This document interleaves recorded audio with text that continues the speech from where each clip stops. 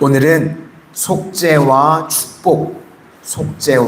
축복이라는 제목으로 하나님의 말씀을 증거하도록 하겠습니다.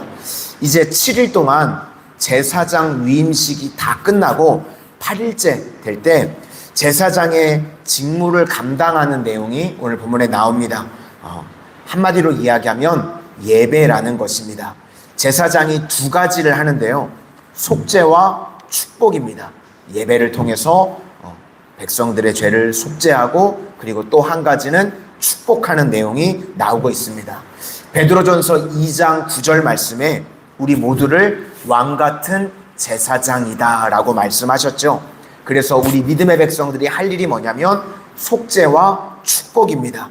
이게 어디서부터 시작이 되냐면 출애굽기 19장 5절과 6절을 보니까 신의 산 언약이라고 나옵니다. 세계가 다 내게 속하였나니 너희가 내 말을 잘 듣고 내 언약을 지키면 너희는 모든 민족 중에서 내 소유가 되겠고 너희가 내게 대하여 제사장 나라가 되며 거룩한 백성이 되리라. 너는 이 말을 이스라엘 자손에게 전할지니라. 그러니까 하나님께서 온 세상이 내 것인데 먼저 너희를 택해서 제사장 나라로 삼고 그리고 나머지를 구원하기를 원한다. 이렇게 말씀하셨습니다. 그러니까 우리를 통해서 온 열방, 온 세상을 구원하기를 원하시는 것이 하나님의 마음인데 이스라엘 백성들이 이 말씀을 처음 받았을 때요, 이걸 오해했습니다.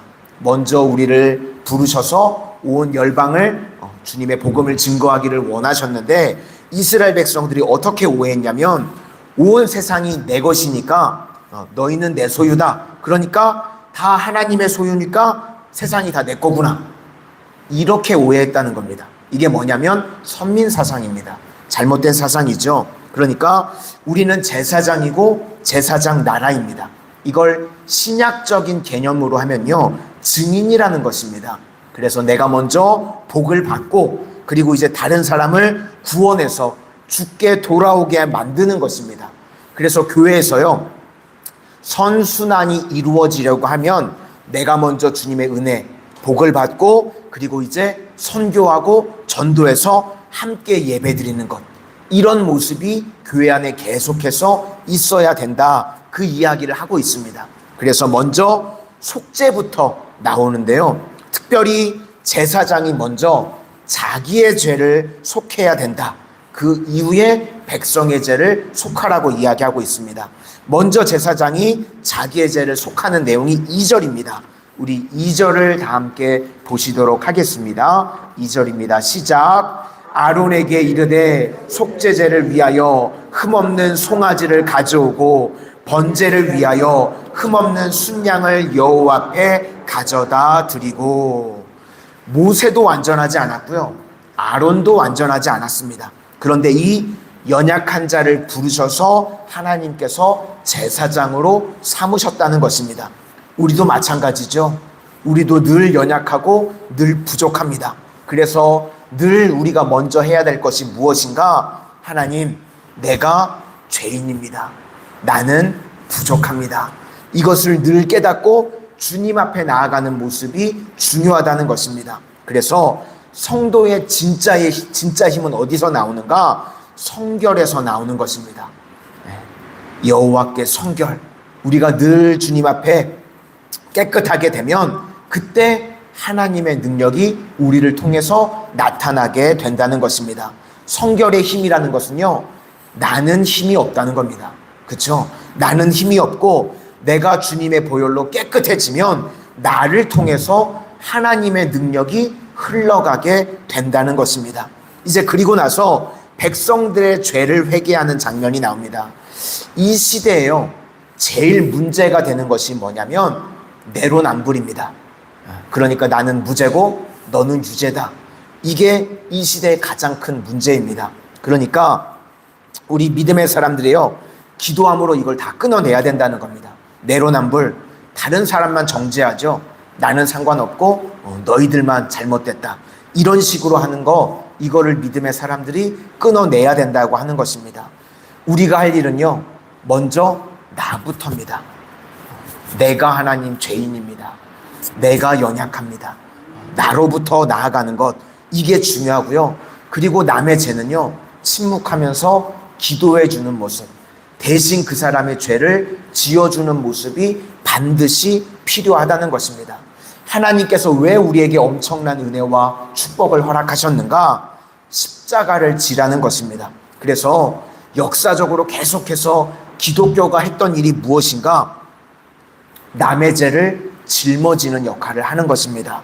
이것이 바로 속죄라는 것입니다. 그래서 우리는 먼저 자기 자신의 죄를 십자가 앞에서 회개하고, 그리고 그 다음에 다른 사람들의 죄악을요 정죄하는 것이 아니라 우리가 지고 가는 모습이 있어야 된다는 것입니다.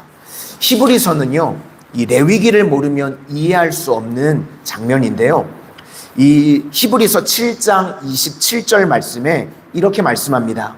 그는 저 대제사장들이 먼저 자기 죄를 위하고 다음에 백성의 죄를 위하여 날마다 제사 드리는 것과 같이, 그러니까 제사장이 해야 될 원칙이 먼저 자기의 죄를 위하고 그 다음에 백성들의 죄를 위해서 제사 드려야 된다는 겁니다. 그런데 이제 신약에 와서 예수님은 그렇게 할 필요가 없다고 말씀하시죠.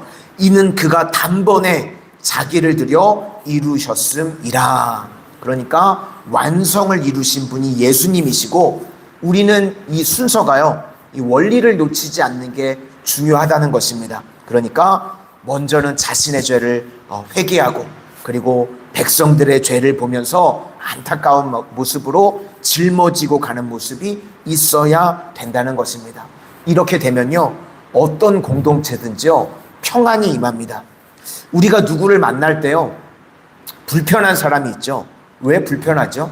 내로남불이기 때문에. 나는 무죄하고 너는 유죄다, 이런 식으로 나오면요 어떤 공동체든지 불편합니다. 그런데요, 어떤 사람이 편하냐면 무슨 이야기가 되었든지 간에 항상 희생하려고 하는 사람이 있죠. 항상 품으려고 하는 사람이 있습니다. 그러면 그 사람이 들어가는 공동체는요 어느 곳이든지 평안하게 됩니다.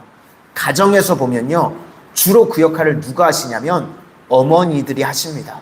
그쵸? 무슨 일이, 어떤 사건이 되든지 간에 그냥 그거를 품고 나아가면 그 공동체 가운데 평안이 임하게 된다는 것입니다. 이것이 바로 원리입니다. 속죄가 없이는 평화가 없습니다. 이 원리 붙들고 우리 성도님들, 내가 있는 곳, 가정이 되든지 내가 속한 공동체를 평안의 줄로 하나 되게 만드는 우리 모든 성도님들이 되시기를 주님의 이름으로 축원을 드립니다. 또 한 가지는 이제 속죄 다음이 축복하라는 것입니다. 22절부터 24절까지 내용인데, 사실 속죄는요 이제 신약에 와서 예수님께서 다 이루셨죠. 그래서 지금 우리가 할 내용은요 축복이 더 중요하다고 생각이 되어집니다. 우리 22절만 한번 보시도록 하겠습니다. 22절입니다. 시작. 아론이 백성을 향하여 손을 들어 축복함으로 속죄제와 번제와 화목제를 마치고 내려오니라. 그러니까 이제 우리가 할 일이 뭐냐면 축복하는 일을 하라는 것입니다. 우리 안에는요 복이 없습니다. 우리는 위로부터 받아야 됩니다. 그래서 하나님으로부터 은혜를 받고 복을 받아서 이제 세상 가운데 흘려보내는 역할을 해야 되는 것입니다. 민수기 26장 22절부터 27절까지가요 구약의 축도에 관한 내용입니다. 지금은 이제 고린도전서 13장 13절을 목사님들이 축도로 사용하시죠. 근데 이제 구약에는 민수기 26장 22절부터 27절이 구약의 축도인데 세 가지 내용입니다. 첫째, 여호와께서 내게 복을 주시기를 원한다. 두 번째, 여호와께서 내게 은혜 주시기를 원한다. 세 번째, 여호와께서 내게 평강 주시기를 원한다. 이것이 축복 기도의 내용 세 가지입니다. 복 주시기를 원한다, 은혜 주시기를 원한다, 평강 주시기를 원한다.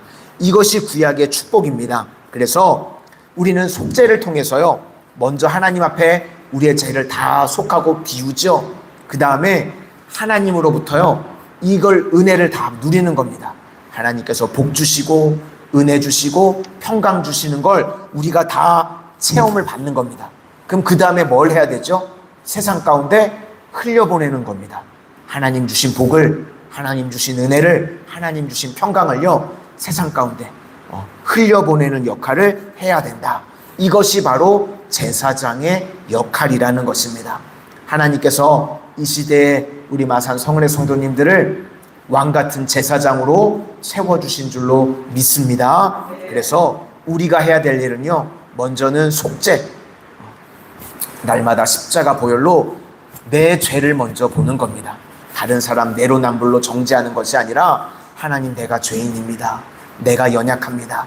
그리고 내 죄를 주님 앞에 먼저 속하고 그 다음에 백성들의 죄악들을요, 우리가 짊어지고 가는 겁니다. 남 탓하고 원망하고 불평하는 것이 아니라 침묵하면서 기도함으로 나아가는 것입니다.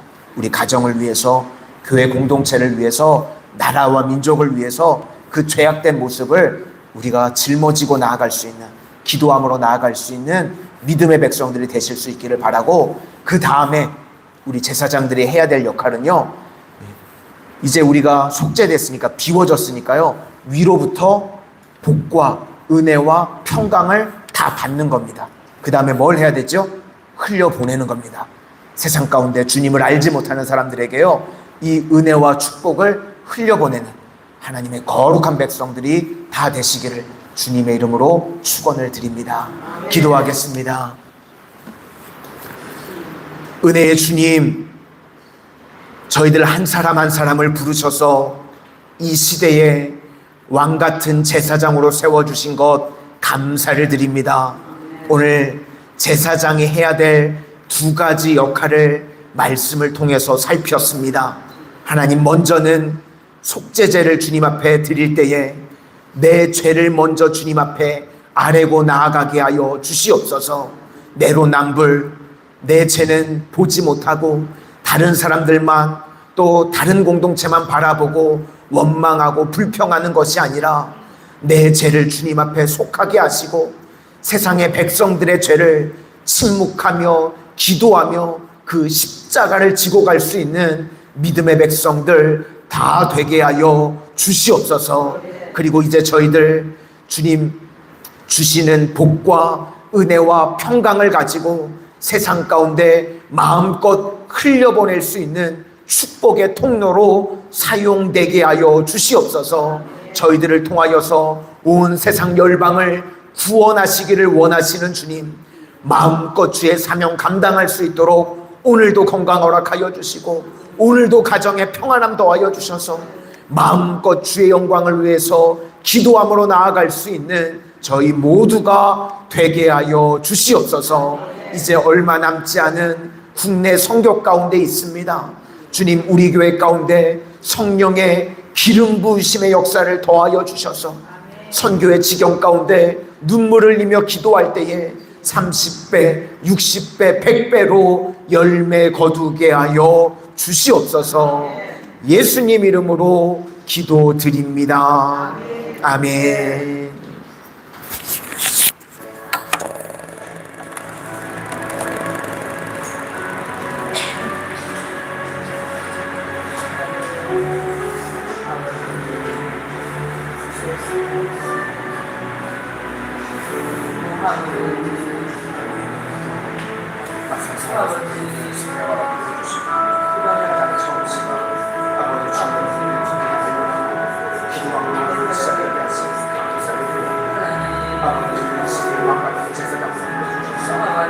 아버지의 속죄제의 사랑을 전하게 나아가고 아버지의 부르짖음, 나의 연약함, 나의 죄악을 주님의 십자가 보혈로 정결케 하여 주시고 아버지, 이 공동체 안의 죄악을, 이 민족의 죄악을 아버지 품고 기도할 수 있는 십자가를 지고 갈 수 있는 이들의 백성들 다 되게 하여 주시옵소서.